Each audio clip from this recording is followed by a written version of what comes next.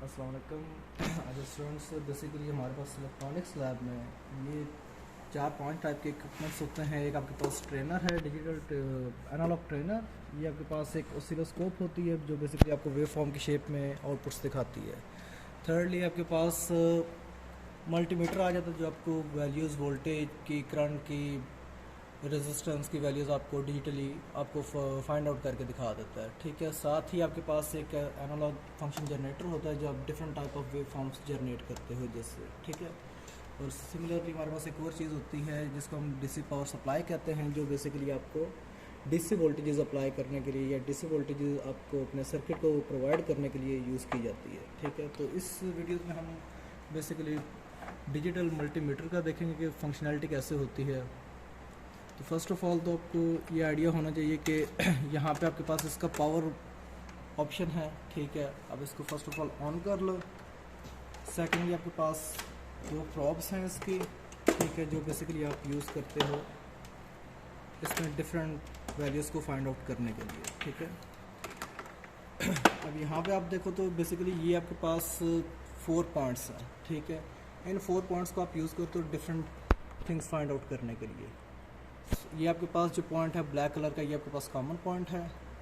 आपके पास दो वायर्स हैं, एक आपके पास रेड है और एक आपके पास ब्लैक है। ब्लैक को आपने कॉमन में इंसर्ट कर देना है। ठीक है, और सेकेंडली अगर आपने आप वोल्टेजेस या ओम मीन्स रेजिस्टेंस फाइंड करनी है तो आप अपनी रेड प्रॉप को इस होल में प्लेस आउट करोगे।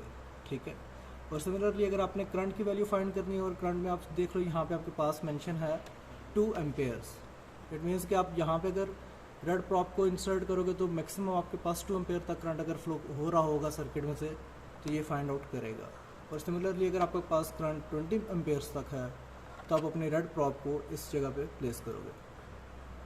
तो यहाँ से हमारे पास दो चीज़ें क्लियर हुई कि फर्स्ट ऑफ ऑल आपने ऑन किया, अपनी ब्लैक प्रॉप को कॉमन पॉइंट पे रख दिया। अगर आपने वोल्टेजेस फाइंड करने हैं या ओम मीन्स रेजिस्टेंस फाइंड करनी है तो आप अपने रेड प्रॉप को यहाँ पे प्लेस करोगे। और अगर आपने करंट को फाइंड आउट करना है तो आप अपनी रेड प्रॉप को यहाँ पे प्लेस करोगे। ठीक है, तो फॉर एग्जांपल आपने फर्स्ट ऑफ ऑल करना ये है कि अपनी रेड प्रॉप को यहाँ पे प्लेस आउट कर लिया। अब आप इससे जब रीडिंग फाइंड करोगे तो आपके पास हो सकता है कि रीडिंग शो ना हो रही हो। इट मीन्स कि आपके पास या तो फंक्शन जनरेटर मल्टीमीटर में इशू है, या हो सकता है कि आपके पास मल्टीमीटर ठीक हो, आपके पास इन प्रॉब्स पे इशू हो। तो इन प्रॉब्स को चेकआउट करने के लिए आपके पास बेसिकली यहाँ पे एक शॉर्ट सर्किट टेस्ट होता है जिससे आप इजीली फाइंड आउट कर सकते हो कि आपके पास प्रॉप्स वर्किंग में है, मींस के प्रॉप्स ओके हैं या नहीं ओके। ये आपके पास जो फंक्शन जनरेटर है ये प्रॉपर मल्टीमीटर है जो आपके पास प्रॉपर फंक्शन कर रहा है या नहीं कर रहा। तो इसमें आप देखो तो यहाँ पे आपके पास वाईफाई टाइप एक सिग्नल आपको शो हो रहा है। ये आपके पास बेसिकली शॉर्ट सर्किट टेस्ट के लिए यूज़ होता है। अब फर्स्ट ऑफ ऑल आपने यहाँ पे प्लेस किया तो आप यहाँ पे देखो तो आपके पास यहाँ पे भी ये सिंबल अपीयर हो गया। इट मीन्स कि अब आपके पास मल्टीमीटर शॉर्ट सर्किट टेस्ट करने के लिए ओके है। तो फर्स्ट ऑफ ऑल आपने बेसिकली प्रेस किया इस बटन को, आपके पास ये प्रॉब्स हैं। अब आपने इन दोनों को शॉर्ट किया, इट मीन्स आपके पास बीप हो रहा है। बीप हो रहा है तो इट मीन्स आपके पास ये वायर्स भी ओके हैं और आपके पास शॉर्ट सर्किट टेस्ट पास हो रहा है। ठीक है, तो सबसे पहले आपने इस चीज़ को इंश्योर करना है कि आपके पास प्रॉब्स ओके हैं या नहीं ओके। ठीक है, अब सेकंड पॉइंट आ जाता है, आपने फर्स्ट ऑफ ऑल जो भी इलेक्ट्रॉनिक्स में होता है कि आपको एक रेजिस्टेंस होती है उसकी आपको वैल्यू फाइंड आउट करनी है। ठीक है, तो उसकी वैल्यूज़ फाइंड करने के लिए अब आप यहाँ पे देखो तो आपके पास डिफरेंट ऑप्शंस हैं, आपने क्या चीज़ फाइंड करनी है और किस तरह फाइंड करनी है। फर्स्ट फॉर एग्जांपल अगर आप फर्स्ट ऑप्शन देखो तो यहाँ पे आपके पास DCV, तो ये बेसिकली आपके पास DC वोल्टेजेस मेजर करने के लिए यूज़ होगा। ठीक है, सिमिलरली अगर आप नेक्स्ट पे आ जाओ तो ACV, इट मीन्स कि आप जब DCV को किया तो आपके पास DC वोल्टेजेस मेजर होंगे, जब ACV को करोगे तो आपके पास AC वोल्टेजेस मेजर होंगे। अब यहाँ पे ही आओगे अगर साथ में देखो तो ओम का रजिस्टर बना हुआ है, ओम का सिंबल बना हुआ है। इट मीन्स कि यहाँ पे आप जब प्रेस करोगे तो आप बेसिकली आप रेजिस्टेंस मेजर कर रहे हो।